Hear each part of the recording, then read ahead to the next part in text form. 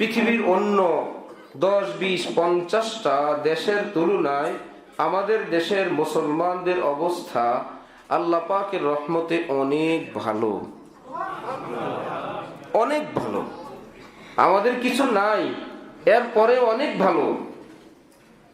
দূর থেকে শোনা যায় যাদের যে তারা মুসলিম কান্ট্রি, যারা সেই দেশ থেকে ঘুরে আসেন, তারা সেই দেশের পরিস্থিতির কথা যখন বলেন স্পষ্টত বোঝা যায় আল্লাহ আমাদেরকে কত ভালো রাখছেন। বাংলাদেশের মতো হাফেজে কোরআন পৃথিবীর কোনো দেশে নেই।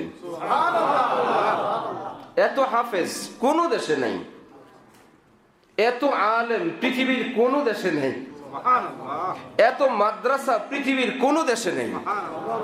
সৌদি আরবেও নাই, ভারত পাকিস্তানেও নাই, ইন্দোনেশিয়া মালয়েশিয়া নাই, মুসলিম কান্ট্রি যেগুলো সেগুলোতে নাই। এত মাদ্রাসা আল্লাহ পাক বাংলাদেশে রাখছেন। এবং আশ্চর্য ইতিহাস, বাংলাদেশের মানুষ এতটা ধর্মপরায়ণ, নিজের জমি বিক্রি করে হজ করতে চলে যায়।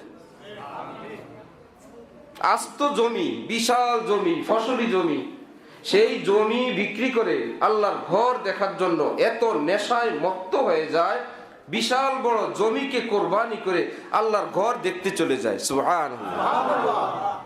এই জন্য বাংলাদেশের মানুষ, আল্লাহ আমাদেরকে এই দেশে রাখছেন, এটা হাজার কোটি নেয়ামত।